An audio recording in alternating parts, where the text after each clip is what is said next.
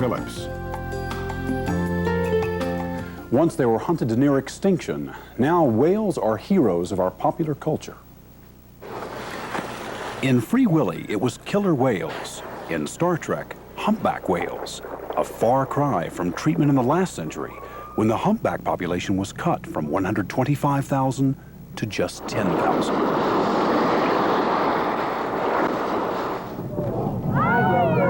We now take to the sea to see them or rush to their aid.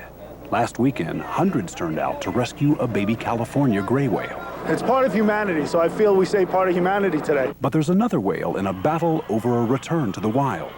The killer whale, Lolita.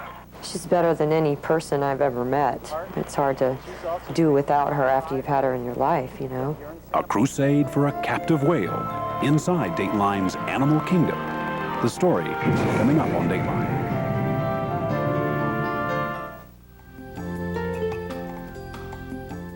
Majestic, powerful, killer whales in the blue waters of the Pacific Northwest.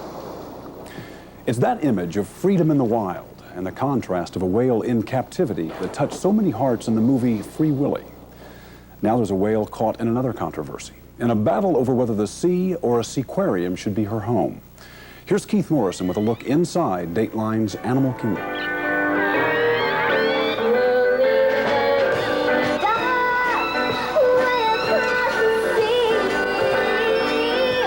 In a little town on a lovely island not far from Seattle, they sing with homegrown sweetness about Lolita, about a sad, lost soul ripped from the bosom of her family.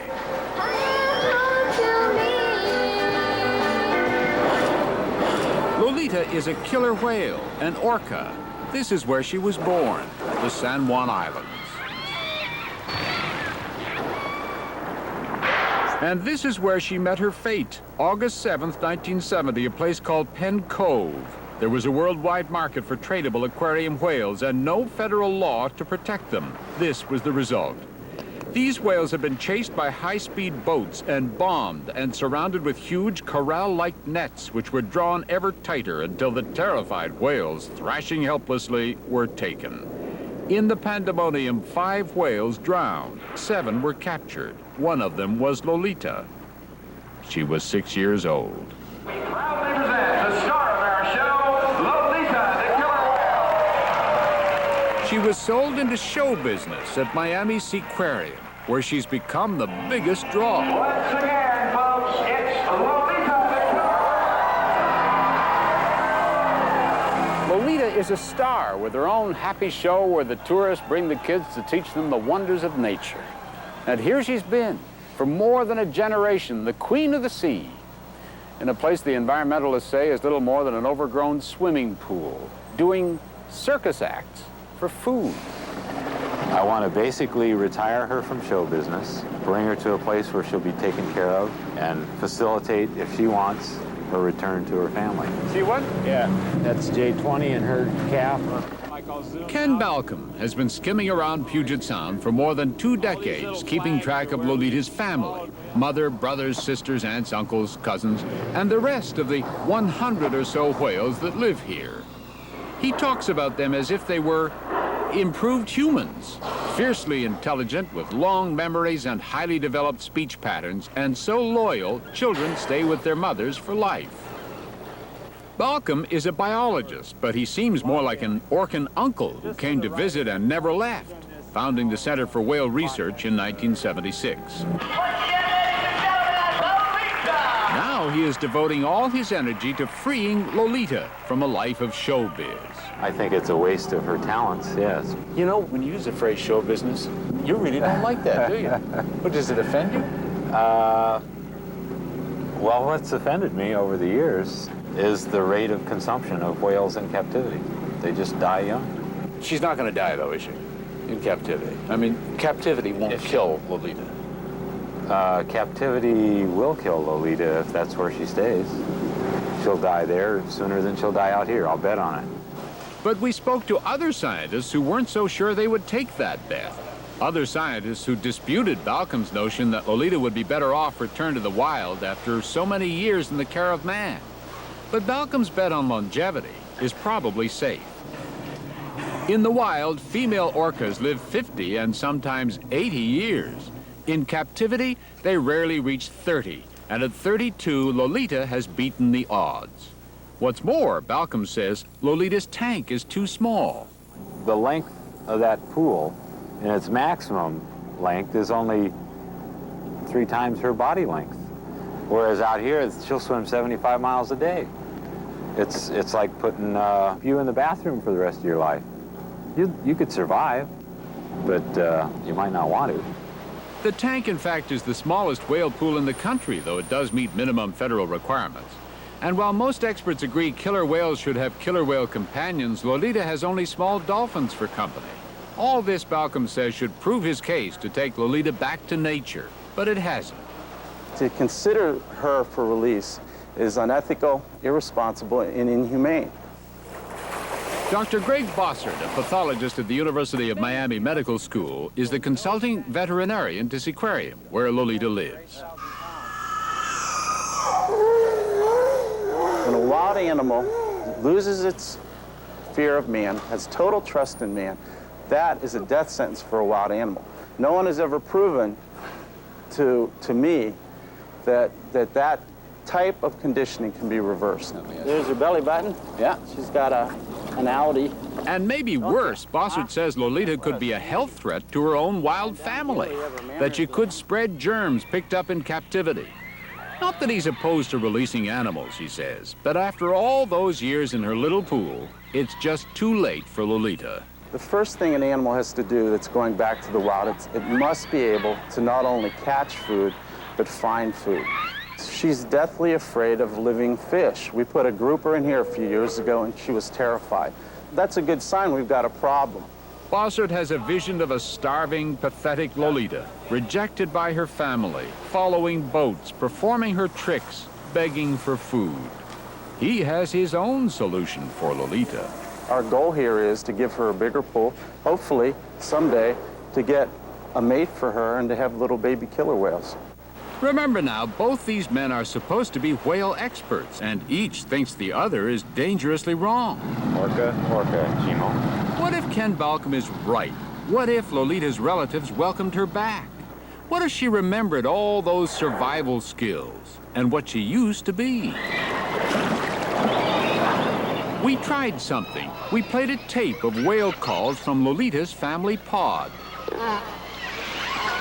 Let us be the first to say this is not scientific, but she did react. She seemed intrigued. See the way she holds her head straight up out of the water? Her ears are located on her neck about 6 inches down from her eyes. She came closer. Is she curious about sounds that are different, or are they familiar? Are we watching Lolita remember her past? It's questions like these Ken Balcom wants to explore, if he can bring Lolita out of captivity. We're going to be able to look into the memory and mind of a whale like we never had an opportunity before. Balcom says he's not going to dump Lolita cold turkey into the sea. He says training for release is a long, slow process, but if it's successful, it would give science its first good look at the underwater world of orcas. Because she is so tuned to people right now, we have an opportunity to actually continue the training in a scientific vein, where she will carry instruments for us, bring them back, allow us to medically sample her at intervals, not only for her health, but for information about what's going on in that 95% underwater. Right here in the middle of Penn Cove is where Ken Balcom is planning a welcome home for Lolita. She was captured about a quarter of a mile away, 25 years ago. And behind me, some divers are marking out a place for a floatable, towable sea pen. That's where they'd put Lolita, where she'd become reacquainted with the place where she was born. And there's one more thing. Of all those whales captured in 1970, Lolita is the only one still alive, the last possible chance for Balcom's experiments. In fact, he probably wouldn't have had any chance if it hadn't been... Come on, Willie, you have to do it once, just once, boy. For Willie. After the movie Free Willy was released, legions of fans tried very hard to get Willie out of his overheated pool where he lived in Mexico City. Yeah! And they succeeded. At a cost of more than $9 million, much of it donated by the movie's producers, Willie was taken out of there and brought here to the Oregon Coast Aquarium. But will Willie ever return to his native waters near Iceland? Dateline called half a dozen recognized marine mammal experts, and every one thought it unlikely.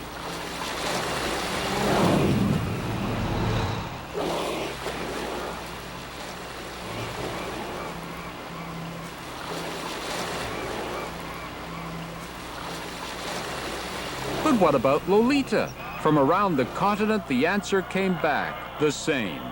No. Is this simply a Ken Balcom fantasy? He's offered to buy Lolita, says he can raise $2 million to do it. But Lolita's owner, Arthur Hertz, says his whale's not for sale. He refused to talk to Dateline on camera about Balcom's proposal, but sent this letter saying, in part, a matter as serious as this one should be a legitimate scientific issue, and not the domain of politicians, movie stars, and scientific pretenders. Pretenders? I just want to point out that all this is possible. And it's obvious that they don't want to play because they think that the release part of it is going to lose them money. But do you actually care about the whale's personality, the whale's happiness? Oh, yeah. Oh, absolutely. If I thought that Lolita was going to die out here and she wouldn't back there, I wouldn't touch it. I'd say leave her where she is. Wouldn't it make you feel great if you saw her with that pod of whales out in the Pacific Northwest whipping through the waves? It would make me feel great, but it would Swimming make me 100 feel miles a it would day. make me feel worse if the experiment failed. And so, as grown men argue over science and children sing from their hearts, Lolita stays right where she is.